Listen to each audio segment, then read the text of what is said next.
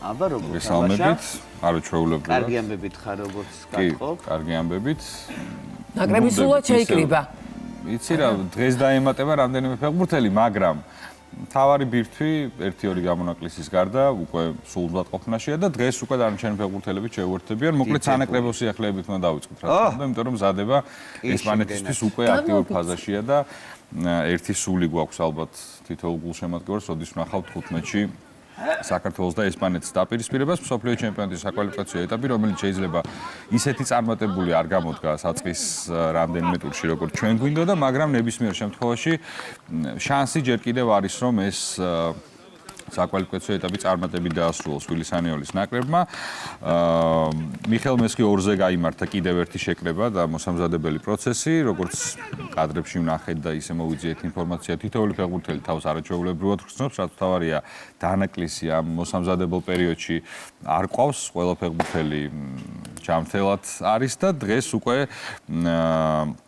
საბა გოგლიჩიძე, ნიკა გაგნიძე და გაბრიელ სიგუა შეუერთდებიან, ასევე ქოჩორაშვილი შეუერთდება დღეს ნოემბრის ტესტ-მატჩებისთვის ამ თავის ნაკრებს და მოკლედ ვნახოთ რამდენად წარმატებული გამოდგება ესპანეთთან ჩვენი შეხვედრა. ძალიან რთულია ხო წინასწარი პროგნოზი გააკეთო, რა შედეგი შეიძლება დასრულდეს მატჩი მსოფლიოს ყველა დროის ერთ-ერთი საუკეთესო ნაკრების წინააღმდეგ, მაგრამ ესპანეთთან არაერთი მაგარი თამაში გვაქვს ჩატარებული და მოგებული მატჩის გვახსოვს. ასე რომ იქნებ დინამო არენაზე საკუთარმა კედლებმა შეცვალოს მატჩის სცენარი და ესპანეთთან მოვახერხოთ დამაჯერებელი შეხვედრის ჩატარება. საქართველოს ნაკრებში არ არსებობს უმნიშვნელო თამაში, რაც არ უნდა როგორი მდგომარეობაც არ უნდა იყოს ჯგუფში.